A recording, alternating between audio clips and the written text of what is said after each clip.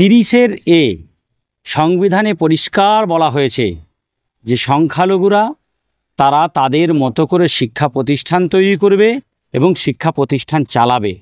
এবং রিসেন্ট উত্তরপ্রদেশে মাদ্রাসা বন্ধ করার যে চক্রান্ত তৈরি হয়েছিল, সেটা সুপ্রিম কোর্টে মামলা হয়েছিল।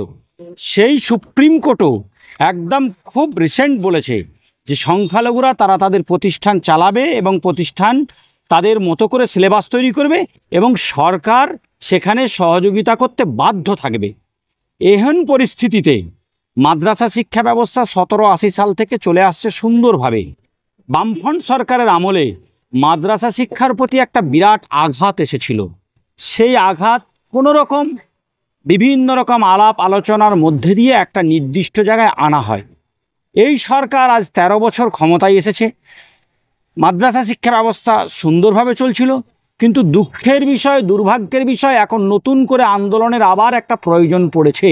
ঠিক যেরকম বামপন্থী বিরোধী আন্দোলন আমরা মাদ্রাসার ছাত্ররা একটা সময় করেছিলাম, আজকে মাদ্রাসার শিক্ষকরা আবার আমরা রাস্তায় নেমেছি। তার কারণ কি? যেটা আমরা জানতে পাচ্ছি যে সিনিয়র মাদ্রাসা যে শিক্ষা ব্যবস্থা, যেখানে ইসলামী তাহজিব তামাদ্দুন অক্ষুণ্ণ আছে, যেখানে কোরআন হাদিস ফেকা পড়ানো হয় এবং সরকার এটা সহযোগিতা করতে বাধ্য এবং এটা সংবিধান স্বীকৃত, এই শিক্ষা ব্যবস্থাটাকে এই আধিকারিকরা, বিশেষ করে মাদ্রাসায় যে সমস্ত আধিকারিকরা বসে আছে, তারা তিল তিল করে নষ্ট করে দিতে চাইছে, একেবারে তলানিতে ঠেকিয়ে দিতে চাইছে। এরকম একটা পরিস্থিতিতে আমরা আধিকারিকদের সাথে আলোচনায় বসেছিলাম যে আপনারা যে মাদ্রাসা শিক্ষা ব্যবস্থাকে নষ্ট করতে চাইছেন, এগুলো করা যাবে না। তখন তারা বলল যে আপনাদের সামনে আমরা কথা বলতে চাইনি, যেহেতু আপনারা কোনো সংগঠনের লোক নয়। আমরা তখন এই নতুন প্রজন্মের শিক্ষকরা, সিনিয়র মাদ্রাসা, হাই মাদ্রাসার অধিকাংশ শিক্ষক আজকে আমরা উপস্থিত হয়েছি। আমরা সিদ্ধান্ত নিলাম, আমরা বেঙ্গল মাদ্রাসা কল্যাণ সমিতি বলে একটা সংগঠন তৈরি করেছি। সেই সংগঠনের আজকে প্রকাশ এই প্রেস ক্লাবে হলো। এই সংগঠনের মূলত লক্ষ্য উদ্দেশ্য মাদ্রাসা শিক্ষাকে বাঁচানো, মাদ্রাসা শিক্ষার সিলেবাসকে বাঁচানো, ইসলামী তাহজিব তামাদ্দুনকে বাঁচানো, কোরআন হাদিসকে বাঁচানো। এই বাঁচানোর তাগিদে আজকে আমরা সবাই শিক্ষকরা সমবেত হয়েছি এবং এই সংগঠনকে নতুনভাবে প্রকাশ করলাম। আগামী দিনে মাদ্রাসার কল্যাণের জন্যে এই সংগঠন বৃহত্তর আন্দোলনে যাবে, আধিকারিকদের বোঝাবে, তাতেও যদি না হয় মুখ্যমন্ত্রীর দ্বারস্থ হবে, তাতেও যদি না হয় প্রয়োজনে 2026 সালের আগে মাদ্রাসাকে কিভাবে শেষ করা হচ্ছে, ঠিক সিপিএম যেভাবে শেষ করে গিয়েছিল, এই সরকারও যে সেই একই খেলায় নেমেছে, এটা আমরা মানুষকে বোঝাতে বাধ্য থাকব।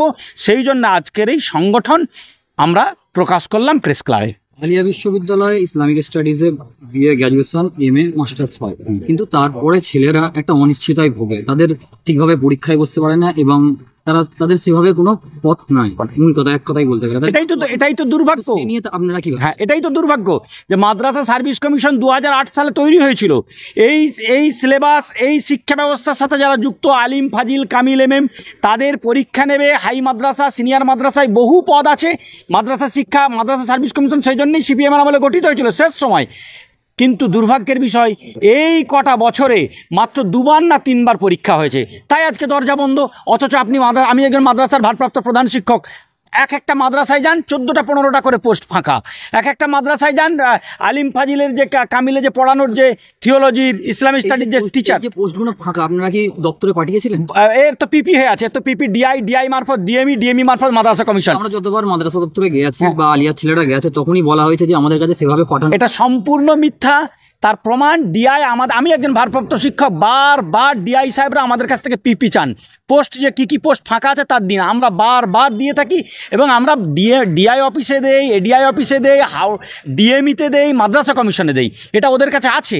এটা ওরা মিথ্যা কথা বলে সম্পূর্ণ। আজকে কলকাতা প্রেস ক্লাবে বেঙ্গল মাদ্রাসা কল্যাণ সমিতি যে মাদ্রাসা শিক্ষা ব্যবস্থা যে রাজ্যের অবনতির থেকে অবনতির দিকে এগিয়ে যাচ্ছে, আরও সেটাকে কি করে পূর্বের অবস্থায় সোনালী যুগে ফিরিয়ে দেওয়া যায়, এই প্রচেষ্টায় আজকে মাদ্রাসা শিক্ষক এবং শিক্ষক কর্মীদের সহযোগিতা নিয়ে বেঙ্গল মাদ্রাসা কল্যাণ সমিতি আজকে নতুন করে এখানে একটা প্রকাশ পেল। আমরা এগিয়ে যাওয়ার চেষ্টা করছি যে পূর্বের অবস্থায় মাদ্রাসা শিক্ষা ব্যবস্থায় যেমন কোরআন, দিন, ইসলাম, শরিয়ত এবং প্রত্যেকটা ক্ষেত্রে মাদ্রাসা শিক্ষা ব্যবস্থার যে মূল বৈশিষ্ট্য, মূল বৈচিত্র্য, সেই বৈচিত্র্যের দিকে ফিরিয়ে দেওয়া এবং মৌলিকতা মূল মাদ্রাসা শিক্ষা ব্যবস্থার যে মৌলিকতা সেদিকে ফিরিয়ে দেওয়ার জন্যই আজকে আমাদের এখানে দলবদ্ধতা, একতাবদ্ধতা হওয়া। একদিকে মাদ্রাসা শিক্ষা ব্যবস্থা নিয়ে যেমন একটা অবহেলা তো দেখতেই পাচ্ছি, উল্টো দিকে মাদ্রাসা শিক্ষা নিয়ে একটা সাম্প্রদায়িক প্রচার কিন্তু করছে একটা সাম্প্রদায়িক গোষ্ঠী, রাজনৈতিক দল। তারা বলতে চাইছে যে মাদ্রাসায় জঙ্গি তৈরি হয়, এসব বন্ধ করে দেওয়া হবে।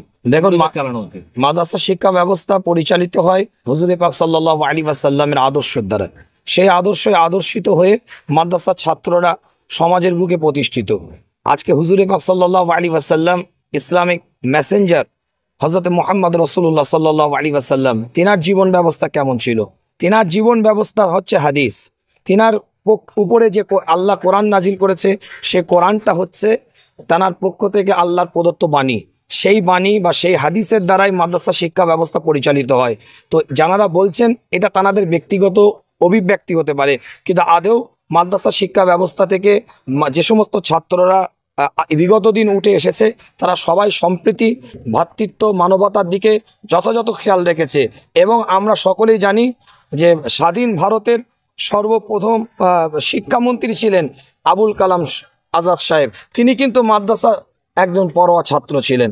এর দ্বারাই স্পষ্ট যারা বলছেন এটা এক শ্রেণীর মানুষ আছেই যারা সাম্প্রদায়িক মনোভাবপূর্ণ ব্যক্তিত্ব এবং সমাজকে বিশৃঙ্খলার দিকে নিয়ে যায় এবং সমাজের বুকে কুরচনা করে মানুষের কাছে খারাপ বার্তা দিয়ে সমাজকে একটা ডিভাইডেশন রুলের দিকে নিয়ে যায়। ভারতবর্ষ শান্তি শৃঙ্খলার সাথে পরিচালিত বর্তমান মাদ্রাসা শিক্ষা ব্যবস্থার সাথে 45% অন্য স্বজাতির শিক্ষকরাও বিলং করছেন, শিক্ষক কর্মীরা বিলং করছেন।